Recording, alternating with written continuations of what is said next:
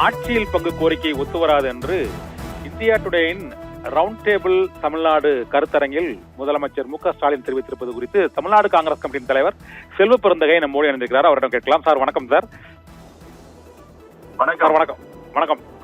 தமிழகத்தில் இந்த கூட்டணி ஆட்சி மற்றும் ஆட்சியில் பங்கு என்ற கோரிக்கை ஒத்துவராது என்று முதலமைச்சர் கூறியிருக்கிறார். உங்களுடைய கருத்து என்ன சார்? ஒவ்வொரு கட்சிக்கும் ஒரு கருத்து இருக்கு, ஒரு பார்வை இருக்கு. அந்த அடிப்படையில எங்களுடைய காங்கிரஸ் கட்சி இந்த கோரிக்கையை வச்சிருக்கு. ஏற்றுக்கொள்வதும் அன்பு முதலமைச்சர் கையில தான் இருக்கு. அவருடைய கருத்து அவர் சொல்லியிருக்காரு. இருந்த போதிலும் இதனால் பிரச்சனை உருவாகுமா அப்படின்னு எல்லாரும் எதிர்பார்க்கிறாங்க.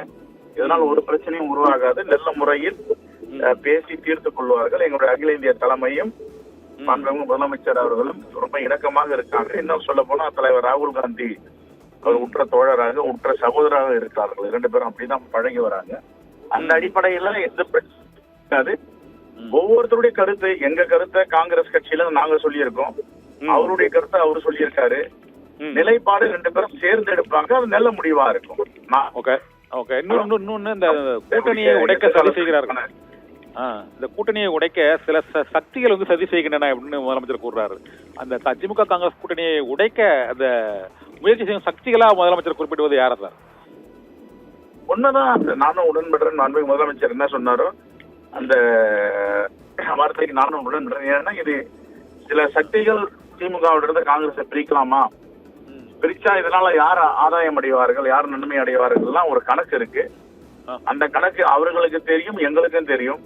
ஆகையால் தமிழ்நாட்டு நலனுக்கு அது உகந்தது அல்ல, நல்லதும் கிடையாது. ஆகையால் திராவிட முன்னேற்ற கழகமும் காங்கிரசும் இணைந்து இரட்டை குழல் துப்பாக்கியாக தமிழ்நாட்டில் பல வெற்றிகளை பெற்றிருக்கிறது. தமிழ்நாட்டு மக்களுக்காக போராட்ட கலைஞர்கள் இறங்கியிருக்கிறார். பாஜக நினைக்கும் தமிழ்நாட்டை தாண்டவம் ஆட வேண்டும், தமிழ்நாட்டை சுவாகா செய்ய வேண்டும் என்ற பாஜகவுடைய திட்டத்திற்கு ஒருபோதும் நாங்கள் அனுமதிக்க மாட்டோம். அதற்கு உடன் போகின்ற அதிமுகவும் மற்றும் பல கட்சிகளும் தமிழ்நாட்டு நலனை அடகு வைக்க தயாராகிவிட்டார்கள். அதற்கு அனுமதிப்பது தமிழ்நாட்டுக்கு செய்கின்ற துரோகமாகும். ஆகவே ஒருபோதும் இப்படிப்பட்ட பாசிச சக்திகளை தமிழ்நாட்டில் வளர்வதற்கு நாங்கள் உறுதுணையாக இருக்க மாட்டோம். 2 தலைவர்களும் பேசி, அகில இந்திய காங்கிரஸ் கமிட்டி தலைவரும் அன்பு முதலமைச்சரும் பேசி நல்ல முடிவெடுப்பார்கள். நிறைவா ஒரு கேள்வி சார். செல்வபுரம் சார், நிறைவா ஒரு கேள்வி. இந்த தொகுதி பங்கீடு பேச்சுவார்த்தைக்குள்ள 22ஆம் தேதி அமைக்கப்படும் என்று அறிவிக்கப்பட்டிருக்குது. 22ஆம் தேதி காங்கிரஸ் குழு வந்து பேச்சுவார்த்தை நடத்துமா சார்? நடத்துவோம், கண்டிப்பா நடத்துவோம். ஓகே சார், மிக்க நன்றி சார். தமிழக காங்கிரஸ் கட்சியின் தலைவர் செல்வ பெருந்தகை 22ஆம் தேதி தொகுதி பங்கீடு பேச்சுவார்த்தை குழுவுடன் காங்கிரஸ் குழு பேச்சுவார்த்தை நடத்தி தொகுதி பங்கீடு குறித்து இறுதி செய்யும் என்றும், திமுக காங்கிரஸ் கூட்டணியை பிரிப்பதற்காகத்தான் சிலர் சதி செய்கிறார்கள், அதனால் ஏற்படும் பலன் பாரதிய ஜனதா கட்சிக்குத்தான் என்பது அனைவருக்கும் தெரியும் என்பதால் அதனை நாங்கள் முறியடிப்போம். சட்டமன்ற தேர்தலில் 2 கட்சிகளும் இணைந்தே போட்டியிடும் என்றும் கூறியிருக்கிறார். ஆட்சியில் பங்கு என்பது தேசிய அளவில் மாநிலங்களில் காங்கிரஸ் கட்சி ஆட்சியில் பங்கு கட்டு வருகிறது.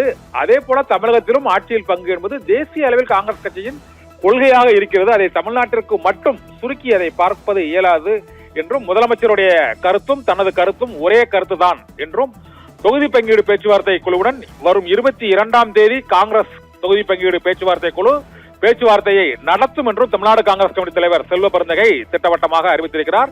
இதனால் திமுக காங்கிரஸ் கூட்டணி இடையே ஒரு முரண்பாடுகள் மற்றும் கருத்து வேறுபாடுகள் இருக்கிறது என்பதற்கு முதலமைச்சரின் பேட்டியும் முற்றுப்புள்ளி வைத்திருக்கிறது. இதே போல தமிழ்நாடு காங்கிரஸ் கமிட்டி தலைவர் செல்வ பெருந்தகை சத்தியம் டிவிக்கு அளித்த சிறப்பு பேட்டியிலும் இந்த பேச்சுவார்த்தை தொடரும், கூட்டணி தொடரும் என்பதை மீண்டும் உறுதிப்படுத்தி இருக்கிறார்கள்.